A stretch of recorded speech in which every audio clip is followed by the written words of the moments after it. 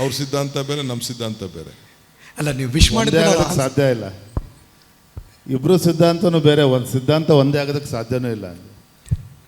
ಅಲ್ಲ, ಸಿದ್ಧಾಂತ definitely there is ಸಿದ್ಧಾಂತ ಬೇರೆ ಇರ್ತದೆ.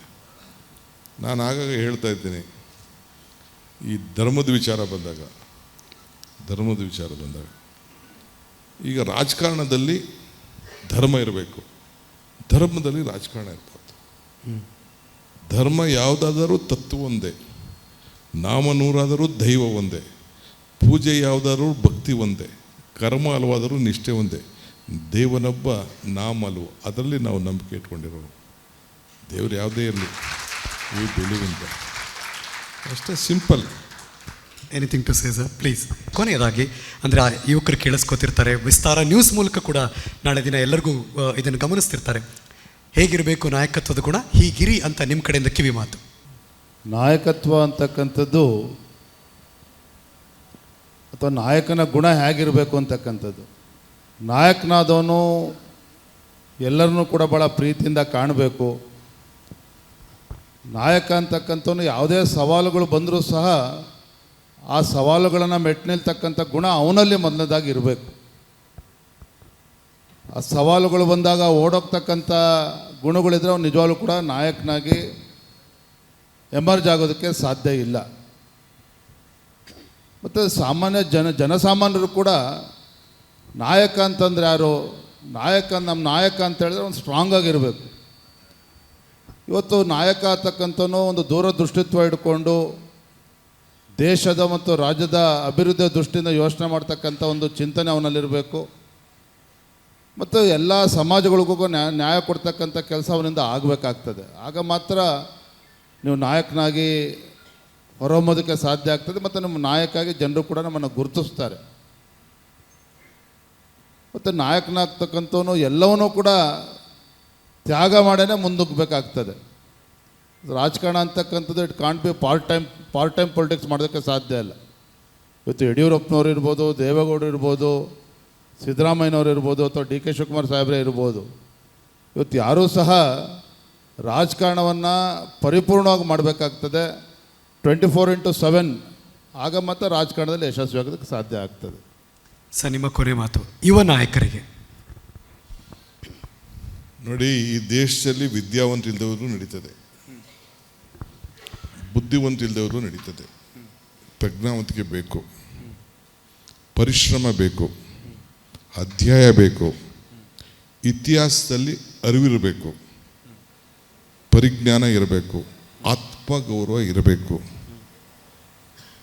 ಇನ್ನೊಂದು ಕೊನೆಗೊಂದು ಮಾತು ಹೇಳ್ತೀನಿ, if you forget the root you will not get the fruit.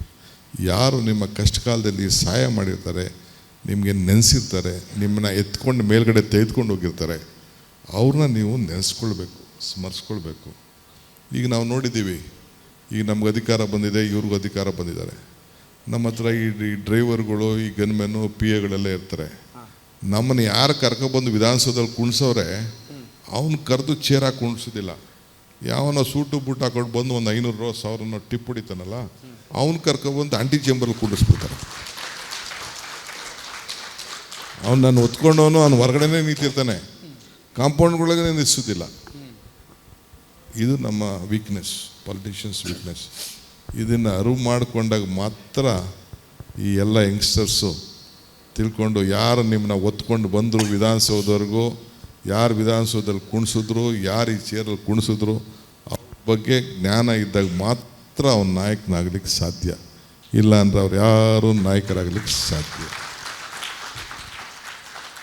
ಇಬ್ಬರು ಕೂಡ ತಮ್ಮ ಅನುಭವದ ಮತ್ತು ಯುವ ನಾಯಕತ್ವವನ್ನು ಗಮನಿಸ್ತಿರೋರ ವಿಶ್ವಾಸವನ್ನು ಹೆಚ್ಚಿಸುವಂಥ ನುಡಿಗಳನ್ನು ಇವತ್ತು ಈ ವೇದಿಕೆಯಲ್ಲಿ ಹಂಚಿಕೊಂಡಿದ್ದಾರೆ. ಸನ್ಮಾನ್ಯ ಉಪಮುಖ್ಯಮಂತ್ರಿಗಳು, KPCCಯ ರಾಜ್ಯಾಧ್ಯಕ್ಷರು ಶ್ರೀ ಡಿ ಕೆ ಶಿವಕುಮಾರ್ ಅವರಿಗೆ ನಮ್ಮ ವಂದನೆಗಳನ್ನು ಸಲ್ಲಿಸ್ತಾ ಇದ್ದೀವಿ. Thank you so much sir. Thank you. ನಾನು ಕೊನೆಗೆ ಒಂದು ಮಾತು ಹೇಳ್ತೀನಿ, ಪ್ಲೀಸ್. ಚಿಕ್ಕ ಮಕ್ಕಳಿದ್ದಾಗ ನಮಗೆ ಪೆನ್ಸಿಲ್ ಕೊಡ್ತಾರೆ, ಪೆನ್ ಕುಡಿದಿಲ್ಲ, ಜೊತೆಗೆ ರಬ್ಬರ್ ಇಟ್ಟಿರ್ತಾರೆ, ಅಳಿಸ್ಬಿಟ್ಟು ಬರಿಬೋದಾಗಿತ್ತು. ನಾವು ಮಾಡಿದಂಥ ತಪ್ಪನ್ನ ಅಳಿಸ್ಲಿಕ್ಕೆ ರಬ್ಬರ್ ಇರ್ತದೆ. ದೊಡ್ಡವರಾದಾಗ ಪೆನ್ಸಿಲ್ ಇರೋದಿಲ್ಲ, ಪೆನ್ ಕೊಡ್ತಾರೆ. ಸೊ ಹುಷಾರಾಗಿರಬೇಕು. ಪೆನ್ಸಿಲ್ ಕಾಲನೇ ಬೇರೆ, ಈಗ ನಮ್ಮ ಕೈಲಿ ಪೆನ್ ಇದೆ, ಈ ಪೆನ್ನ ಸರಿಯಾದ ರೀತಿಯಲ್ಲಿ ಉಪಯೋಗಿಸ್ಬೇಕು. ಸರ್ ಇವಾಗ ಟೆಕ್ನಾಲಜಿ ಹೆಂಗಾಗ್ಬಿಟ್ಟಿದೆ ಅಂದರೆ ಪೆನ್ನಲ್ಲಿ ಬರೆದಿದ್ದನ್ನು ಅಳಿಸ್ಬೋದು ಸರ್, ಹಂಗೆಲ್ಲ ಬಂದ್ಬಿಟ್ಟಿದೆ ಟೆಕ್ನಾಲಜಿ. ಪೆನ್ನಲ್ಲಿ ಬರೆದಿದ್ದನ್ನು ಅಳಿಸ್ಬೋದು ಸರ್ ಈಗ, ಹಾಗೆಲ್ಲ ಟೆಕ್ನಾಲಜಿ ಇದೆ ಈಗ, ಹಾಗಾಗಿ ಭಾಳ ಇಂಪಾರ್ಟೆಂಟು. ಅಲ್ಲ ಅಳಿಸ್ಬೋದು, ಬಟ್ ಮನುಷ್ಯತ್ವ ಅಳಿಸೋಕ್ಕಾಗಲ್ವಲ್ಲ. ನಾನು ಅದಕ್ಕೆ ಹೇಳಿದ್ದು, ವಿದ್ಯಾವಂತ ಇಲ್ದವರು ನಡೀತದೆ, ಬುದ್ಧಿವಂತ ಇಲ್ದವ್ರು ಇರ್ತದೆ, ಪ್ರಜ್ಞೆ ಇರಬೇಕು ಅಂತ. ಈಗ ನಮ್ಮ ಹಳ್ಳಿಲಿ ರೈತರು ಅವರು ರೈತರ ಮಕ್ಕಳು, ರೈತರು ನೀವು ನೋಡಿದ್ದೀರೇನೋ, ಅವ್ರಿಗೆ ಈ ಹೊಲ ಉಳ್ತಾರಲ್ಲ, ದನಗಳು ಹೊಲ ಉಳ್ತಿತ್ತಲ್ಲ, ಪೈರು ಹಾಕ್ತಾರಲ್ಲ, ಯಾರು ಲೈನ್ ಎಳಿತಾರ, ಇಂಜಿನಿಯರ್ ಏನಾರು ಲೈನ್ಗೆ ನಡೀತಾರ, ಎಷ್ಟು ಪರ್ಫೆಕ್ಟಾಗಿ ಪೈರು ಹೇಳ್ಕೊಂಡು ಹೋಗ್ತಾರೆ. 2 ಎತ್ತುಗಳು ಕೂಡ ಎಷ್ಟು ಲೈನಾಗಿ ಹೋಗ್ತಾರೆ. ಯಾವ ಇಂಜಿನಿಯರ್ ಇದೆ ಅದಕ್ಕೆ? Basic common sense. ಹಂಗೆ ಬಿಡಿ, 1000 ಟೆಕ್ನಾಲಜಿ ಬರಲಿ, ಯಾವುದೇ ಬರಲಿ, ಅಪ್ಪನೇ, ಮಗನೇ, ಭೂಮಿನೇ, ಪ್ರಕೃತಿ. ಈ ಕಾರ್ಯಕ್ರಮದಲ್ಲಿ ಅಫ್ಕೋರ್ಸ್ BJPಯ ರಾಜ್ಯಾಧ್ಯಕ್ಷರು ಸನ್ಮಾನ್ಯ BY ವಿಜೇಂದ್ರ ಕೂಡ ಭಾಗವಹಿಸಿದ್ದಾರೆ. ಸರ್ ನಿಮಗೂ ಕೂಡ ವಂದನೆ ಸಲ್ಲಿಸ್ತಾ ಇದ್ದೀವಿ. Anything to say? ಯುವ ನಾಯಕತ್ವ I think this is need of the hour. ಯಾಕೆಂದರೆ ಇವತ್ತು ಭಾರತ ಅಂತ ಹೇಳಿದರೆ ಇಡೀ ವಿಶ್ವ ಇವತ್ತು ಭಾರತದ ಕಡೆಗೆ ನೋಡ್ತಾ ಇದೆ. ಭಾರತ ಅಂತಕ್ಕಂಥದ್ದು ಈಗ ತಾವೇ ನೋಡ್ತೀರಿ, ಆರ್ಥಿಕವಾಗಿ ಒಂದು ಸದೃಢ ಭಾರತ ಆಗಿ ಇವತ್ತು ನಿರ್ಮಾಣ ಆಗ್ತಾ ಇದೆ. 5ನೇ ಒಂದು ಆರ್ಥಿಕ ಶಕ್ತಿ ಇವತ್ತು ಭಾರತದ್ದು.